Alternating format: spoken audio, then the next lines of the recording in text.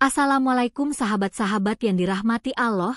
Hari ini saya akan menceritakan tentang sebuah rudal dari Iran yang bertuliskan ayat Al-Quran membuat Israel kocar-kacir. Israel panik. Rudal dari Iran berlari tanpa bisa dihentikan. Ada tulisan ayat Al-Quran di badannya. Tak ada yang menyangka sistem pertahanan tercanggih milik Israel, Iron Dome, gagal total. Sebuah rudal dari Iran menembus langit dan meluncur dengan kecepatan gila menuju wilayah strategis Tel Aviv. Tapi yang bikin militer Israel mendadak gemetar bukan cuma kekuatannya, melainkan tulisan di badan rudal itu adalah ayat suci Al-Quran. Wa makaru wa makarallahu, wallahu khairul ma'akirin, tertulis jelas dengan tinta emas membelah udara. Pasukan darat, udara, hingga pengendali satelit panik bukan main. Segala upaya penghentian ditembakkan. Tapi rudal itu seolah tak bisa disentuh. Seperti dijaga oleh kekuatan tak terlihat. Radar kehilangan jejak. Komando pusat lumpuh. Dan seluruh dunia menyaksikan dalam diam. Apakah ini hanya serangan militer biasa? Atau ada pesan langit yang dikirim lewat senjata? Tonton sampai habis, karena detik terakhir dari rudal ini akan mengubah sejarah Timur Tengah selamanya. Gimana kelanjutannya? Like dan subscribe ke channel ini sangat membantu serta menghibur dan menjadi amal jariah bagi kita semua. Langit di atas Yerusalem malam itu tampak gelap seperti biasanya. Tapi di ruang kendali militer pusat Israel, layar radar mendadak menyala merah. Sirine peringatan melolong panjang, memecah sunyi. Para petugas yang semula santai, kini sibuk mengetik perintah darurat. Kontak asing dari arah timur. Kecepatan tinggi. Altitude menembus lapisan atas, suara seorang perwira terdengar panik. Di layar utama, satu titik merah mendekat cepat. Tapi ada yang janggal. Sistem Iron Dome, kebanggaan teknologi pertahanan Israel, tidak merespons. Bukannya bersiap menghantam balik, malah membeku. Letnan Kolonel Dvir langsung mengambil alih. Kunci target. Kirim interceptor. Namun, tidak ada yang terjadi. Rudal itu terus melaju, menembus awan, mendekat dari arah perbatasan Iran, tanpa ada satupun peluru kendali yang bisa diluncurkan. Ini mustahil, gumamnya. Iron Dome tidak rusak. Tapi dia lumpuh. Sementara itu, di tempat lain, di sebuah bunker bawah tanah milik pasukan elit unit 8200, seorang analis muda menatap layar dengan napas memburu. Ia memperbesar gambar rudal dari pantauan satelit. Saat itu juga, tubuhnya gemetar hebat. Tuan, kalian harus lihat ini. Semua kepala mendekat. Di badan rudal yang meluncur ke arah pusat kota Tel Aviv, terukir jelas tulisan dalam kaligrafi Arab yang mengilap oleh pantulan matahari malam. Wa makaru wa makarallahu, wallahu khairul ma'akirin. Seketika ruangan itu membeku. Ayat itu bukan sekadar tulisan. Itu adalah potongan dari kitab suci Al-Quran yang berarti mereka membuat tipu daya, dan Allah pun membuat tipu daya. Dan Allah adalah sebaik-baiknya pembalas tipu daya. Darah para perwira mendadak dingin. Tak hanya karena rudal itu tak bisa dihentikan, tapi karena pesan yang dibawanya datang seperti peringatan langit yang nyata. Dan di saat rudal itu tinggal ratusan kilometer dari targetnya, semua alat komunikasi di pusat militer mulai bergetar sendiri. Layarnya berkedip. Radio rusak. Sistem navigasi mati satu persatu. Sementara di luar bunker, rakyat belum tahu apa-apa. Tapi para petinggi sedang diambang histeria. Karena rudal itu bukan hanya senjata, tapi seperti pertanda bahwa sesuatu yang tak pernah mereka pikirkan akan segera tiba. Seluruh pusat pertahanan Israel kini dalam status siaga tertinggi. Pesawat-pesawat tempur generasi terbaru telah mengudara. Drone mata-mata diluncurkan untuk mengejar jalur rudal. Tapi hasilnya tetap nihil, tak satu pun sistem deteksi mampu mengunci objek itu. Radar hanya mencatat kecepatan dan arah, tapi tidak bisa menjangkau kendalinya. Rudal itu seperti dikendalikan oleh sesuatu yang tidak dikenali mesin. Sementara itu, di ruang pertemuan rahasia bawah tanah Tel Aviv, Perdana Menteri Israel duduk dengan wajah pucat.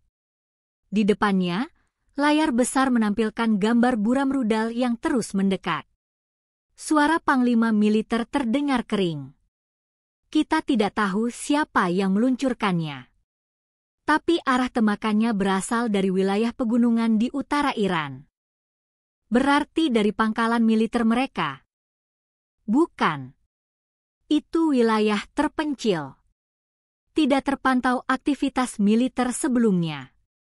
Tapi, ada jejak panas yang membuktikan peluncuran dilakukan dari sana. Perdana Menteri menggeleng. Dan tulisan itu? Ayat suci. Panglima mengangguk. Ya. Sepertinya bukan rudal biasa. Bukan hanya teknologi tinggi, tapi mengandung pesan ideologis. Belum sempat diskusi dilanjutkan, alarm kedua kembali menyala. Salah satu satelit komunikasi yang berada di atas jalur rudal tiba-tiba meledak tanpa sebab. Padahal tidak ada kontak. Tidak ada serangan. Seluruh ruangan panik. Apa ini teknologi siluman? Tanya salah satu penasihat pertahanan. Atau senjata elektromagnetik? Kenapa semua sistem elektronik di jalurnya mati satu persatu? Di sisi lain, seorang ilmuwan drone dari unit 9900 berdiri dengan wajah tegang. Ia menunjukkan simulasi arah rudal pada layar. Target utama bukan hanya Tel Aviv, tapi pusat pengendali nuklir Dimona.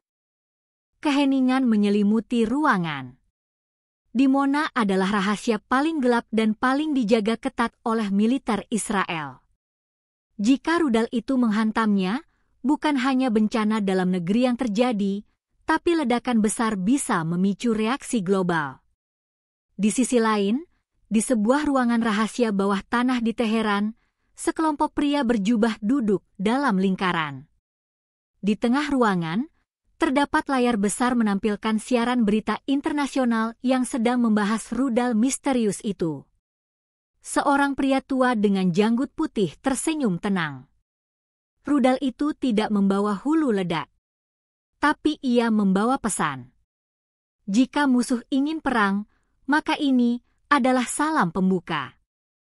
Dan jika mereka menantang ayatnya, maka langit sendiri yang akan bergerak.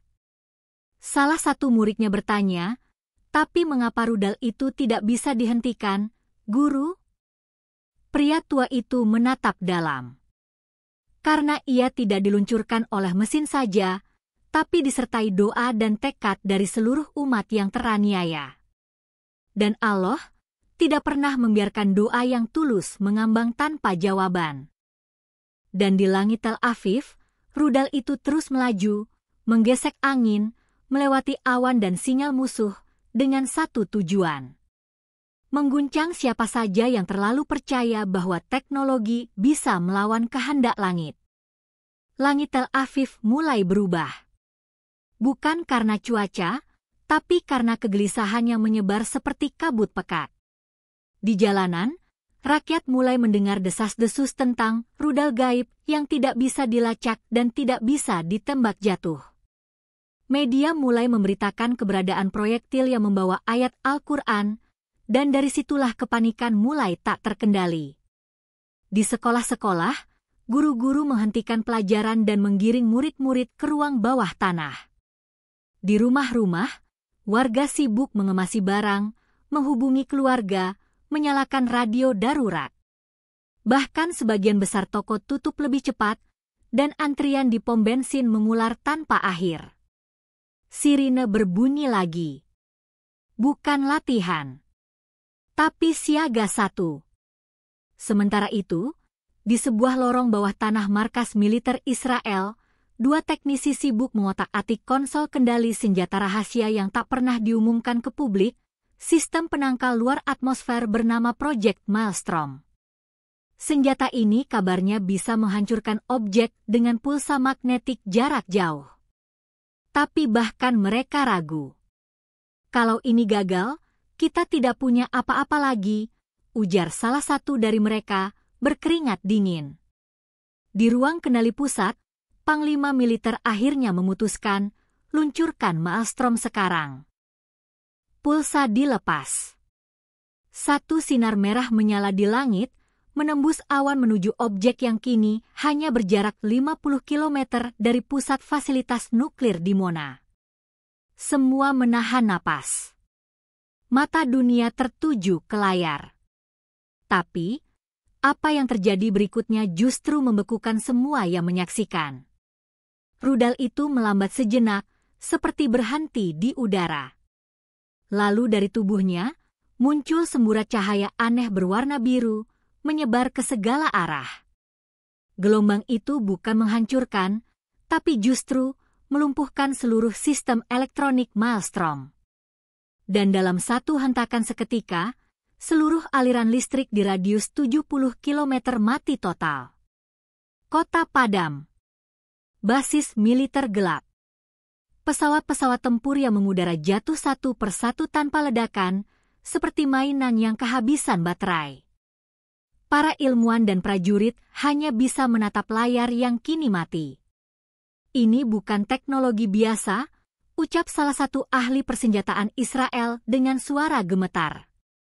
Ini sesuatu yang tidak bisa dijelaskan dengan ilmu kita. Sementara itu, di ruangan tertutup milik seorang rabi senior, terlihat sekelompok pemuka agama Yahudi sedang berbisik panik. Ini bukan hanya rudal. Ini pesan dari langit. Dan isinya adalah kutukan. Rabi tua itu mengangguk perlahan. Dosa kita terlalu banyak. Kita mengira dunia bisa dibeli. Tapi ada hal-hal yang tidak bisa dihentikan, bahkan oleh Iron Dome sekalipun. Dan di detik-detik akhir malam itu, rudal tersebut akhirnya menukik turun. Tapi bukan ke pusat kota, melainkan ke sebuah lahan kosong, tepat di seberang kompleks nuklir di Mona. Rudal menghantam tanah, tanpa ledakan. Tidak ada api. Tidak ada kehancuran. Tapi, ada sesuatu yang lebih mengerikan. Pasukan khusus langsung dikirim ke lokasi.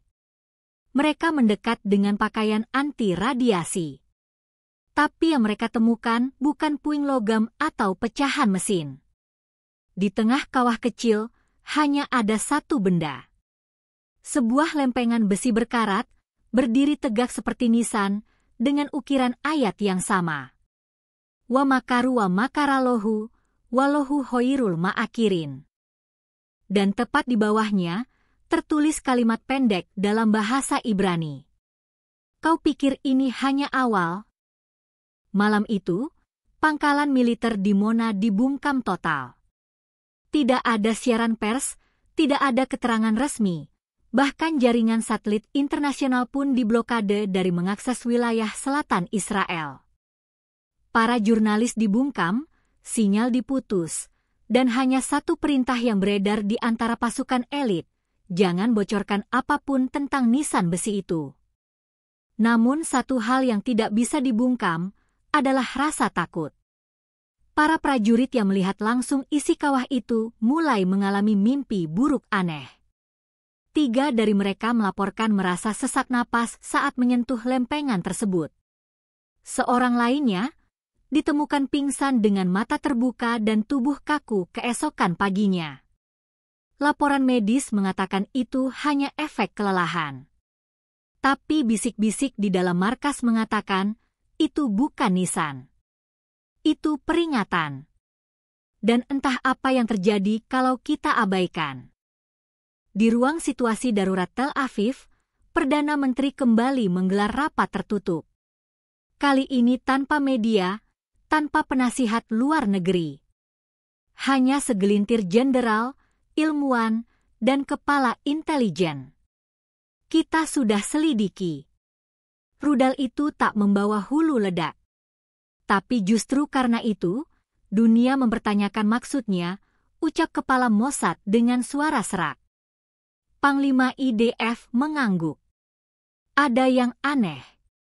Tidak ada serpihan mesin. Tidak ada sisa logam peluncur. Bahkan material, nisan besi, itu tidak teridentifikasi. Tidak diketahui asalnya. Bukan besi biasa. Dan kenapa kalian menyebutnya nisan? Tanya Perdana Menteri pelan. Karena di balik lempengan itu, ada nama-nama. Nama-nama korban sipil di Gaza. Nama anak-anak. Nama perempuan. Nama lansia. Nama yang sama dengan daftar korban dari serangan udara bulan lalu. Seluruh ruangan membeku. Kepala Shin Bet menunduk dalam diam. Apa ini pembalasan? Gumam Perdana Menteri. Kepala Mossad menjawab, bukan. Ini bukan pembalasan. Ini pesan bahwa sesuatu sedang mengawasi. Bukan hanya manusia. Tapi mungkin sesuatu yang kita tidak pahami. Sementara itu di Teheran, di tempat yang tidak pernah tersorot kamera, sekelompok ilmuwan berdiri di depan layar hologram yang memancarkan bentuk rudal misterius itu. Tapi mereka bukan bagian dari militer. Mereka adalah bagian dari Majelis Hikmah dan Riset Langit, sebuah dewan rahasia yang selama ini dituduh hanya legenda. Mereka tersenyum. Seorang pria muda dengan sorban putih mencatat sesuatu di buku tua bertinta hitam. Rudal pertama sudah sampai, katanya lirih. Bukan untuk menghancurkan, tapi untuk membuka pintu. Dan dunia sekarang tahu. Iron Dome tak lebih dari ilusi. Siapkan fase berikutnya, ucap pemimpin mereka. Siapa targetnya? Tanya salah satu anggota. Pria tua itu menatap jauh ke arah peta digital di dinding, lalu menjawab singkat. Yang mengira dirinya Tuhan, akan jadi yang pertama jatuh. Dan pada saat yang sama, di Tel Aviv, salah satu satelit milik Amerika yang biasa memantau aktivitas udara di wilayah itu mendadak kehilangan sinyal. Tak ada ledakan. Tak ada peringatan. Hanya hilang. Pagi di Yerusalem terasa berbeda. Udara kering yang biasanya menyambut matahari kini terasa lebih berat. Jalanan ramai, tapi semua orang berbicara dengan bisik-bisik. Entah dari mana awalnya, tapi kabar soal rudal berhantu yang membawa ayat Al-Quran itu sudah menyebar, bukan dari media, melainkan dari mulut ke mulut, dari prajurit ke keluarga, dari imam masjid bawah tanah hingga biara-biara kuno. Di markas pusat PBB, delegasi Israel tampak tergesa menyampaikan nota protes kepada Dewan Keamanan. Tapi mereka sendiri tak tahu apa yang mereka laporkan. Karena tidak ada ledakan, tidak ada korban, tidak ada kerusakan, hanya rasa takut yang tak bisa dijelaskan dengan data militer. Dan ketakutan itulah yang justru menjadi senjata paling mematikan. Di dalam ruangan kedap suara, beberapa ahli intelijen Israel kini memutar ulang video satelit dari detik-detik rudal menukik. Namun kali ini, mereka memperlambat satu bagian. Saat rudal mendekati titik jatuh, ada semacam gema suara yang terekam oleh satelit audio. Suara itu tak terdengar oleh telinga manusia, tapi bisa ditangkap oleh sensor frekuensi rendah. Mereka memperbesar, memisahkan gelombang suara. Dan muncullah satu kalimat, dengan intonasi yang tidak diketahui berasal dari mesin atau manusia. Sesungguhnya kami kirimkan kepada kamu peringatan. Jika kamu berpaling, maka tunggulah hari saat langit membawa asap yang nyata. Para pakar bahasa terdiam. Itu adalah tafsir dari surat Ad-Dukhan ayat 10. Bukan hanya ayat, tapi disampaikan dalam frekuensi yang nyaris mustahil dijelaskan. Sebagian mulai percaya bahwa rudal itu memang bukan dikendalikan manusia sepenuhnya. Dan di tengah rasa bingung, ketakutan, dan debat, sistem komunikasi militer Israel kembali diguncang. Semua layar di pusat kendali tiba-tiba memunculkan satu simbol, bendera hitam dengan kaligrafi halus berwarna emas di tengahnya. Lambang yang tidak asing, tapi tidak pernah muncul secara terang-terangan. Bendera pasukan bayangan langit, kelompok yang selama ini hanya dianggap dongeng para pejuang perlawanan, disebut-sebut sebagai gabungan spiritualis dan ahli militer yang tidak tunduk pada pemerintahan manapun, hanya tunduk pada kehendak langit. Sementara itu, di perbatasan utara Palestina, seorang bocah bernama Musa berdiri di reruntuhan rumahnya yang hancur akibat serangan udara 2 bulan lalu. Di tangannya, sebuah serpihan besi dengan ukiran ayat yang sama dari rudal misterius itu. Ia menatap langit yang biru, lalu tersenyum pelan. Lihat, Nek, mereka akhirnya dengar. Tak jauh darinya, drone pengintai milik Amerika melintas, lalu tiba-tiba jatuh begitu saja, membentur tanah tanpa suara. Di pusat kendali Pentagon, satu pesan masuk secara anonim ke layar operator. Langit belum murka, tapi langit sedang memperingatkan. Dan pada hari itu juga, untuk pertama kalinya dalam sejarah, 3 negara besar dunia membatalkan latihan militer gabungan mereka di Timur Tengah. Tanpa alasan. Tanpa konferensi pers. Hanya satu perintah rahasia yang tersebar, tahan semua provokasi. Jangan ganggu langit. Di tengah gedung intelijen tinggi Amerika Serikat yang terletak di Virginia, ruangan paling rahasia di lantai bawah tanah, The Vault, tiba-tiba berubah mencekam. Layar-layar berkedip, sistem pengaman terenkripsi mulai menunjukkan pola aneh. Pusat kendali satelit militer dunia yang dikendalikan dari sana mendadak kehilangan koneksi bukan hanya 1, tapi 8 satelit sekaligus, termasuk yang mengorbit di atas kawasan Timur Tengah. Para pakar teknologi kelas dunia mulai kehilangan arah. Mereka menyalahkan badai elektromagnetik, malware, bahkan sabotase. Tapi yang mengejutkan, saat sinyal terakhir terbaca, seluruh satelit itu merekam satu koordinat sama. Koordinat tempat jatuhnya rudal Iran bertuliskan ayat Al-Quran di gurun selatan Israel. Tidak masuk akal, gumam seorang ilmuwan dari MIT. Kenapa semua pusat komunikasi kita tunduk pada satu titik tanah kosong? Tak seorang pun bisa menjawabnya. Di Teheran, suasana sangat berbeda. Di ruang doa bawah tanah yang tersembunyi di balik perpustakaan tua, belasan lelaki bersorban putih dan pakaian abu-abu duduk bersila mengelilingi nisan besi yang identik dengan yang jatuh di Israel. Namun bedanya, lempengan ini bergetar pelan. Satu suara bergetar di sekeliling ruangan. Tidak dari pengeras suara, tapi dari dalam logam itu sendiri. Mereka mendengarkan dalam diam, wajah mereka tenggelam dalam kehusyukan. Kita tidak mengenalikan rudal itu, ucap pemimpin majelis, seorang pria tua dengan tatapan tajam dan lembut. Kita hanya mengemban pesan. Dan pesan itu akan terus turun selama bumi buta dan langit menangis.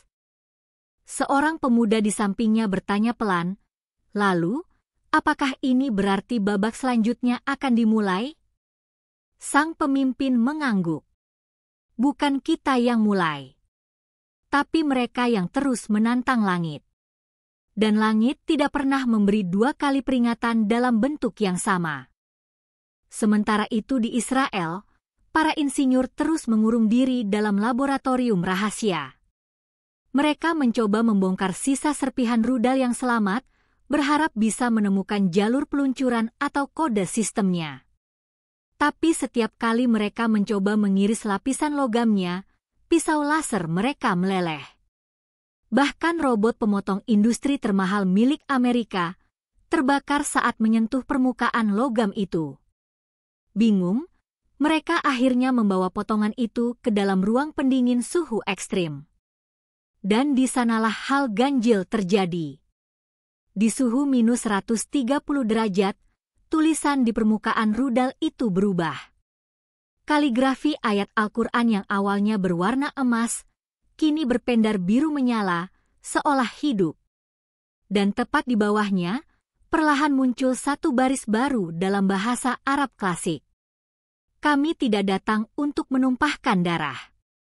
Tapi jika kalian terus mengangkat senjata pada yang lemah, maka lihatlah bagaimana kami akan mengangkat langit melawan kalian. Sontak ruangan gempar. Para ilmuwan mencoba merekam pesan itu.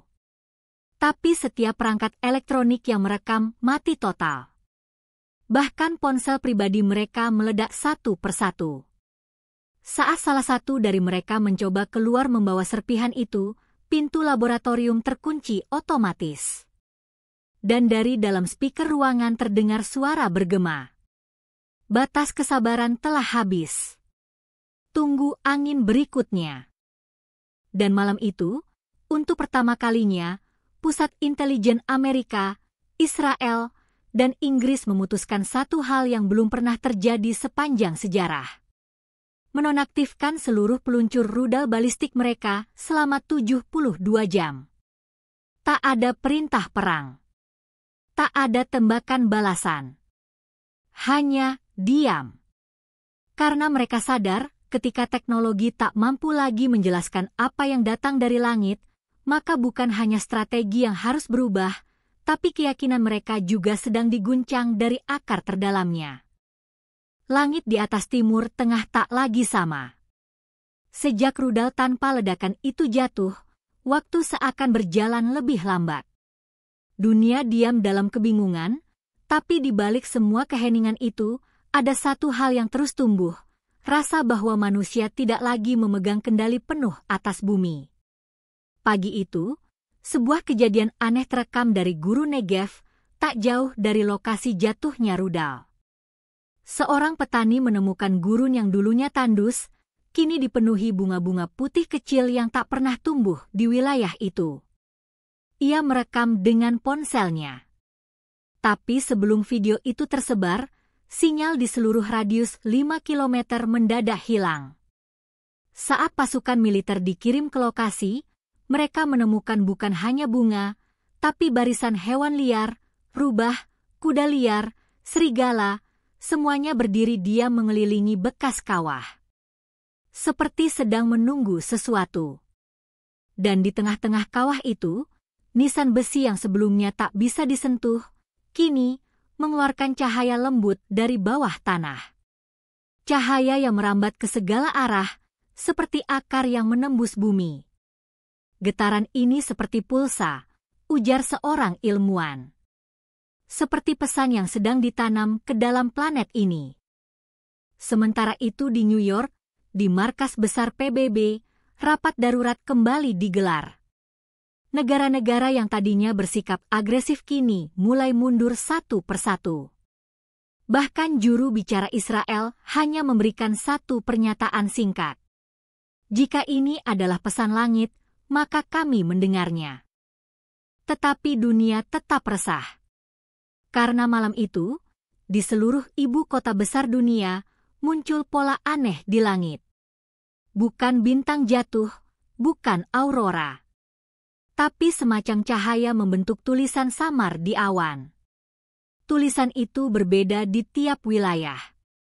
Di Yerusalem, tulisan itu berbunyi, "Berhentilah menumpahkan darah atas nama kebenaran yang tak kalian pahami."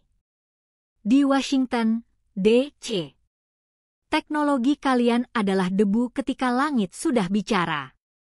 Dan di Moskow, "Kalian bukan penguasa bumi.